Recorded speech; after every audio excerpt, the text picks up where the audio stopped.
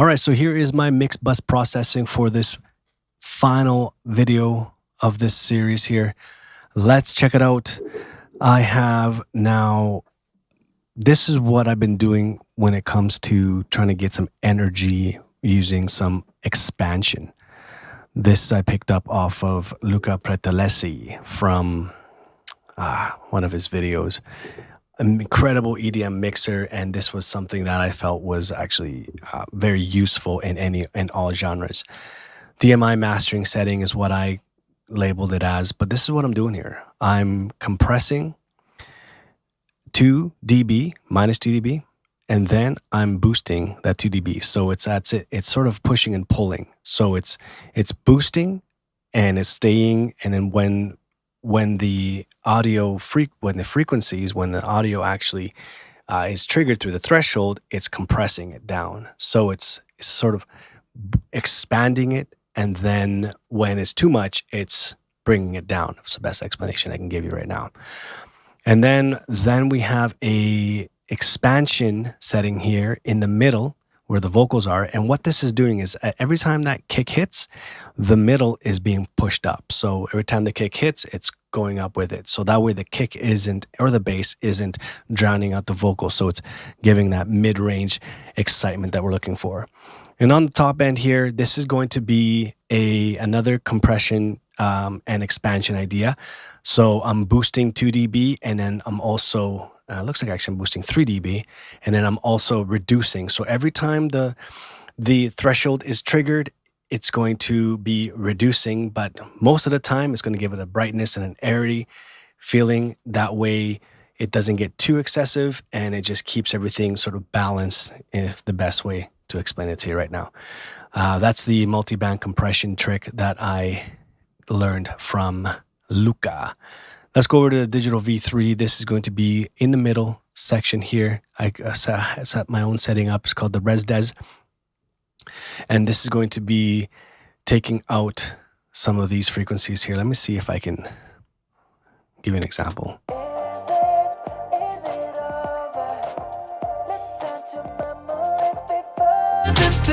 Right? So you could hear it in the memories, right? You can hear that. Okay. And then right here, the 5K. Let's see what that's doing. Ouch, don't like that. So we got a -2 and a -0.4 dB reduction, and I got a little bit of reduction here in a 1.4. Let's see what that's doing.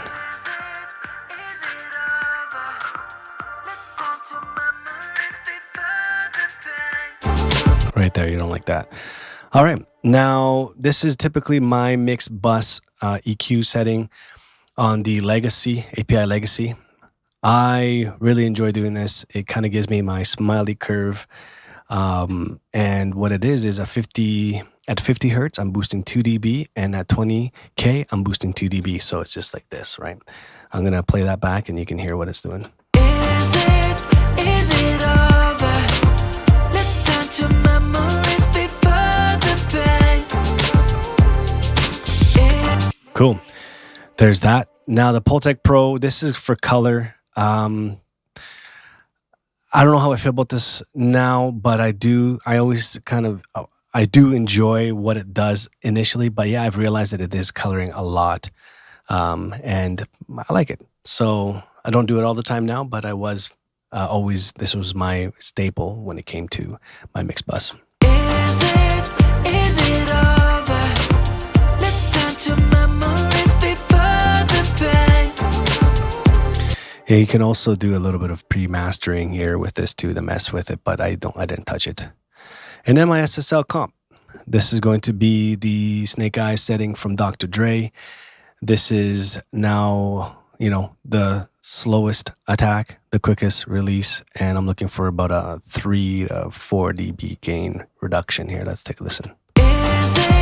Is it over? Let's turn to memories before the pain.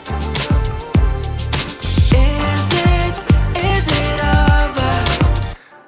Yeah, that's it. Okay, so I had the guard particle deactivated so my computer could keep up with the screen recording and the big session. But this is what I was doing with the guard particle. Let's listen. Is it over? Let's turn to memories. keeping into consideration, you want to always aim for that proper gain, headroom, feeding into the God particle. Then the mastering sort of came into play. So this is a mastering chain that I picked up off of the man himself, Maddox. This one here is incredible. It's something that has really excelled and got my mixes up to a standard that I really enjoy. I'm gonna break it down. I don't know if I'll break down every single setting, but what it's typically doing is we're reducing in the lower mids, in the EQ, giving a boost, typically in the hundreds, just like a nice little kick in the bass boost there, and then in the mids where the vocals are sitting, and the top end for the energy. The low end focus is giving a little bit of that control in the lower, so that way it's more centralized and it's not making your subs go crazy with the sides. And then we have an impact, and that in itself is just the last frequency there. I'm going to bring it back up, and then this here is going to be the mix on that impact. The excitement is giving me that, exactly what I'm saying is the excitement, right? I'm using a tape in the upper area frequencies, and then the trioid and the tube in the lower frequencies. The dynamic section is controlling the lows and the mids, and then the highs. And then we're going to go to an image. I know I'm flying through this, guys, but this one would probably take a couple more videos to really break down in this entirety. So I'm just kind of showing you the settings when it comes to what this Mad Mix Ozone Mixbus setting is. This preset is just incredible. So we got the imager. This is boosting up in the higher mids, upper mids, and then we got the vintage EQ. This here, I added this because I wanted that little sizzle at the top, similar to what I was doing with the vocals, if you were paying attention when I was breaking down the vocals. And then the limiter, I usually use a little bit of the limiter, and I'll bring down a little bit of this here just to get about 1 dB of reduction, 0.1 dB of the reduction, and maximizer going into my threshold, 1.5 dB. So let's see if my computer can handle this. Let's see. Is it over? Yeah, see, there we go. But that is the mix bus from Mad Mix. Now, what I was doing, I was going into this limiter from mastering the mix, and this was giving me all of the loudness that I was going for. What I would do if I were to hand this over, or at least master it myself a couple of days after the mix, is I would take off the Ozone Mad Mix and leave the God particle. Is it over? Let's turn to memories before the bed. And my gain structure is pretty good, so I'm not clipping. I'm not in the red. I'm not getting any digital clipping, so I'll leave it the way it is. And then inside the mastering session, I would reduce it and start to mess with I'll most likely use the Ozone 10 with the limiter in there to get the best master possible. But that's it, my friends. I was able to break down the mix that I submitted to the Academy. They did their first mix competition.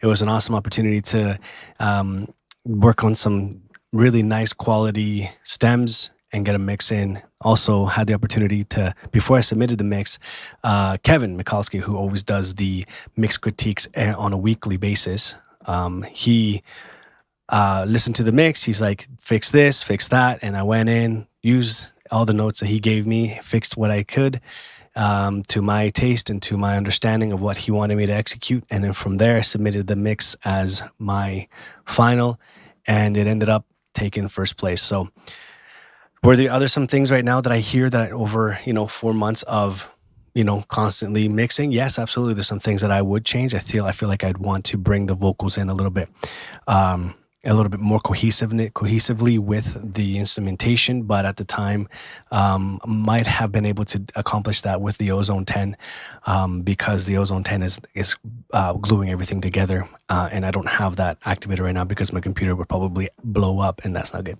But anyways, all right, that's it for this one, guys. Thank you so much for checking this video out. Don't forget to go give the My Audio Academy guys a like on their YouTube, and hopefully we'll catch you on the next video. God bless.